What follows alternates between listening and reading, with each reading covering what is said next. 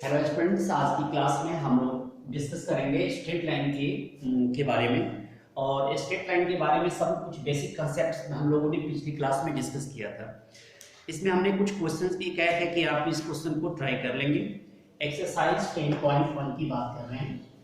Exercise 10.1 में हम अभी क्वेश्चन डिस्कस करने जा रहे हैं। क्वेश्चन नंबर 8, क्वेश्चन नंबर 8 देखिए, 8, 13 एंड 14 ये तीनों क्वेश्चन एक जैसे हैं। तो क्वेश्चन नंबर 8 की बात करते हैं। क्वेश्चन नंबर 8 में हमारे पास क्या दिया गया है कि find the value of x for which the points, हमारे पास 3 पॉइंट्स दिए गए हैं आर कोलिनियर। देखिए 3 पॉइंट्स हमारे पास है ए, बी एंड सी। तीनों की कोऑर्डिनेट हमारे पास दी गई है x -1, दूसरी पॉइंट हमारे पास है 2, 2, 1 और थर्ड पॉइंट हमारे पास दी गई है 4, 5। ये क्वेश्चन में दिया गया है कि ये कोलिनियर है। तो जब कोलिनियर है तो उस केस में slope of a b equal to slope of b c. और दो पॉइंट से हम स्लोप कैसे निकालते हैं, y2 minus y1 by x2 minus x1। तो यहां से 1 minus minus 1 upon 2 minus x equal to 5 minus 1 upon में 4 माइनस 2।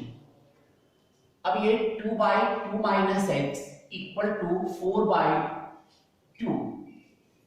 सिंप्लीफाई कर ले, जो एक्स की वैल्यू होगी वही हमारा आंसर बन जाएगा। देखिए 2 से 2 दूनी 4, सिंप्लीफाई करने लगेंगे आपके पास 2 इक्वल टू 4 माइनस 2x।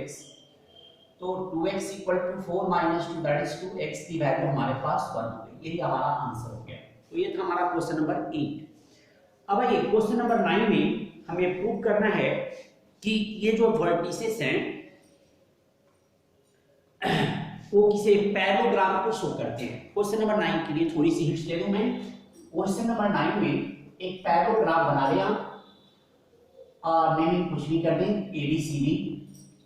और ये प्रूव करना है विदाउट डिस्टेंस फार्मूला। हमें पॉइंट्स दी गई है -2, 1, ये -2, 1 है।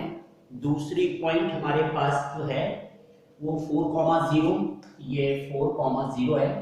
थर्ड पॉइंट हमारे पास 3, 3 दिया गया है, 3, 3। और फोर्थ पॉइंट हमारे पास दी गई है -3, 2।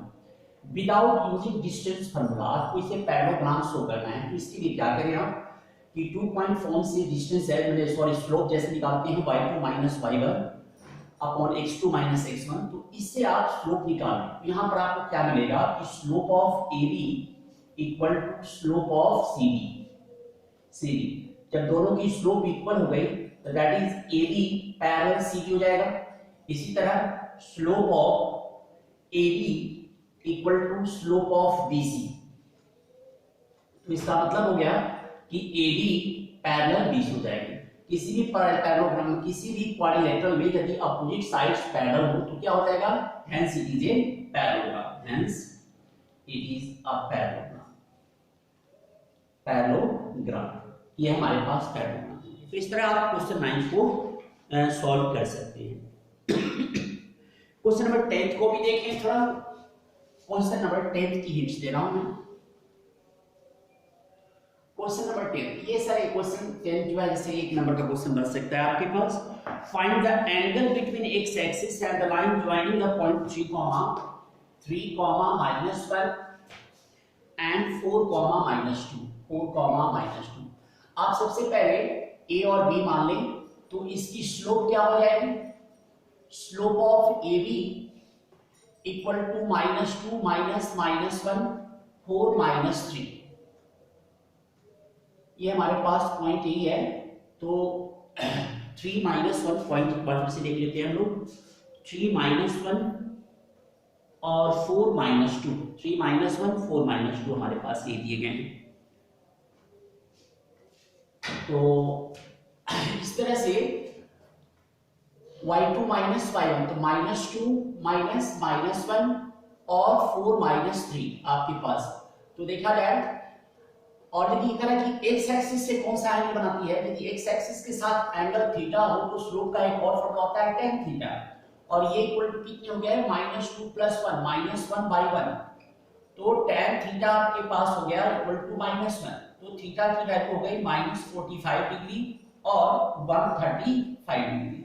माइनस लेने पर क्लॉकवाइज डायरेक्शन में एंगल की वैल्यू -45 डिग्री होगी और एंटी क्लॉकवाइज में वो एंगल हमारे पास 135 डिग्री हो जाएगी। तो इस तरह इस क्वेश्चन को सॉल्व कर सकते हैं। आइए क्वेश्चन नंबर 11 को समझते हैं। एंगल बिटवीन टू लाइंस की ये भी हमने फॉर्मूला बताया था। क्वेश्चन नंबर 11 ये क्वेश्चन सही है।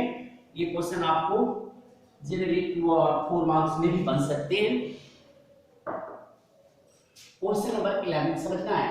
क्वेश्चन दी गई है कि the slope of a line is the slope of another line, तो and if the tangent of angle between them is 1/3 then find the slopes of the lines. मान लीजिए let कर लीजिए m1 इक्वल टू x, तो question में है कि एक की स्लोप दूसरे की डबल है, तो एक की स्लोप x कंसीडर किया तो दूसरे की स्लोप आपके पास 2x होगी।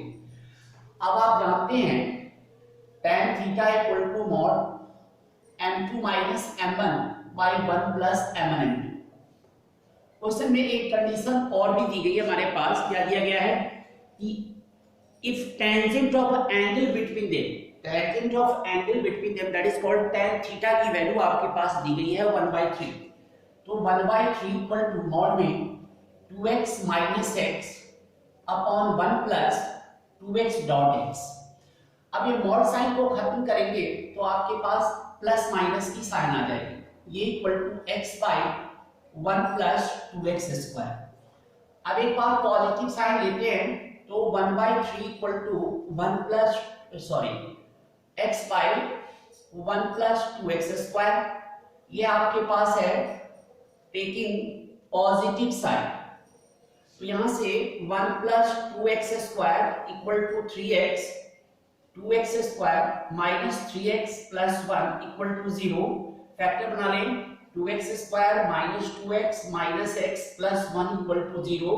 तो यहां से हमारे पास क्या बन गया 2x कॉमन ले लिया तो x माइनस 1 और माइनस 1 कॉमन लिया तो x माइनस 1 इक्वल टू 0। तो इस तरह हमारे पास क्या फैक्टर बन रहे हैं आपके पास कि x minus 1 into 2x minus 1 equal to 0। Either x minus 1 0 तो x की वैल्यू 1 हो गई।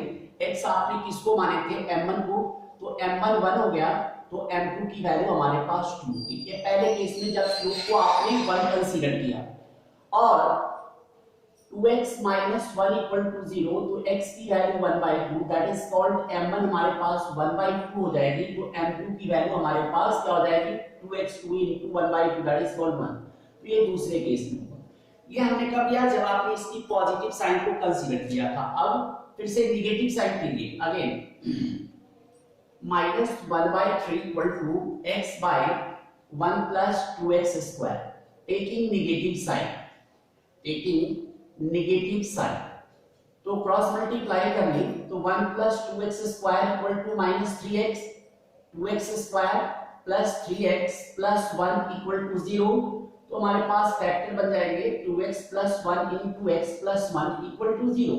तो यहां से आइदर 2x प्लस 1 0 हो गया तो x की value minus 1/2 that is m1 की वैल्यू माइनस 1/2 तो m2 आपके पास माइनस 1 हो जाएगा क्योंकि m2 क्या है 2x के इक्वल है। और x प्लस 1 इक्वल टू 0 तो x की value minus 1 that is called m1 की वैल्यू माइनस 1 तो m2 की वैल्यू आपके पास माइनस 2 हो जाएगी। तो इस तरह इस क्वेश्चन को सॉल्व करेंगे। ये था हमारे पास क्वेश्चन नंबर 11। 12 13 14 सेम क्वेश्चंस हैं, आप खुद से ट्राई कर लेंगे। अब आइए हम नेक्स्ट कांसेप्ट के बारे में आज थोड़ा डिस्कस करते हैं। ये तो हमारे पास टोटल थे बेसिक कांसेप्ट रिगार्डिंग फ्लो। अब हमारे पास आता है टाइप्स ऑफ लाइन, लाइन की टाइप्स के बारे में। लाइन हमारे पास कितने टाइप्स से हम उसकी इक्वेशन को रिप्रेजेंट कर सकते हैं। तो हमारा पॉइंट बन रहा है पहले types of lines, types of straight lines. पहला है वन पॉइंट स्लो फॉर्म। पहला फर्स्ट है वन पॉइंट स्लो फॉर्म। मतलब क्या कि लाइन, उस लाइन की इक्वेशन निकालनी है जो कि एक पॉइंट से पास कर रही है, साथ साथ उसकी स्लोप भी दी गई है। मान लीजिए ये P पॉइंट जिसकी कोऑर्डिनेट x1 y1 है और ये लाइन जो है थीटा एंगल बनाती है। तो ये लाइन हमारे पास इस AB लाइन की इक्वेशन निकाली है। वन पॉइंट मतलब कि line passing through one point और हैविंग अ स्लोप m कह सकते हैं, और वो m स्लोप कैसे निकालेंगे, तो थीटा की वैल्यू आपके पास दी गई होगी। तो equation of line passing through x1 y1 and having a slope m is y minus y1 equal to m x minus x1, where m equal to m की value tan theta से आप find out कर लेंगे। तो ये हमारे पास पहला formula one point slope form की लाइन एक पॉइंट से पास करेगी, साथ साथ उस लाइन का स्लोप दिया गया होगा, तो लाइन की इक्वेशन को इस फॉर्मूले से, इस इक्वेशन से आप नोट कर सकते हैं। दूसरा फॉर्म हमारे पास है टू पॉइंट्स फॉर्म का मतलब क्या हुआ कि अब स्लोप नहीं दी गई होगी, लाइन जो है आपके पास दो पॉइंट से पास करेगा। सपोज कीजिए ये लाइन एक्स एक्सिस को कट नहीं करके हमारे पास सपोज कीजिए कि एक पॉइंट ये मान लेते हैं ए मान लें, जिसकी कोऑर्डिनेट x1 y1 है, और दूसरी पॉइंट बी हमारे पास है जिसकी कोऑर्डिनेट x2 y2 है। तो हमें इस लाइन AB की इक्वेशन निकालनी है, इसका नाम है 2.4 का मतलब कि लाइन 2 पॉइंट से पास करेगी। तो उस केस में equation of line passing through x1 y1 and x2 y2 is, आप इस तरह से याद करने के लिए बहुत बेस्ट है y minus y1 upon y1 minus y2 equal to x minus x1 upon x1 minus x2, या आप अपने ढंग से भी इसे याद कर सकते हैं y minus y1 equal to y1 minus y2 by x1 minus x2 dot x minus x1। इस फॉर्मूले को इस ढंग से भी लिख सकते हैं, जो भी आपको सुविधा हो आप उसको अपने ढंग से लर्न कर सकते हैं। वैसे दो पॉइंट से पास करने वाली लाइन की इक्वेशन ये हमारे पास होगी, ये इसको इस फॉर्म में भी लिख सकते हैं, और इसी का नाम तो स्लोप होता है, जिसको m से रिप्रेजेंट करते हैं। तो फिर से क्या पहले फॉर्म को रिप्रेजेंट करता है। ये दूसरा टाइप था जब लाइन दो पॉइंट से पास कर रही है। आइए थर्ड फॉर्म की बात करें। थर्ड फॉर्म क्या है हमारे पास, जिसका नाम है slope intercept form. Third form हमारे पास है, इसका नाम है slope intercept form. Slope intercept form का मतलब क्या हुआ कि देखिए हमारे पास ये एक्सिस है, ये हमें चाहिए क्या कि हमें लाइन की इक्वेशन निकालनी है। सपोज कीजिए यही लाइन AB है, AB लाइन जो ये थीटा एंगल बनाती है एंटी क्लॉकवाइज डायरेक्शन में, यहाँ से स्लोप मिल जाएगी।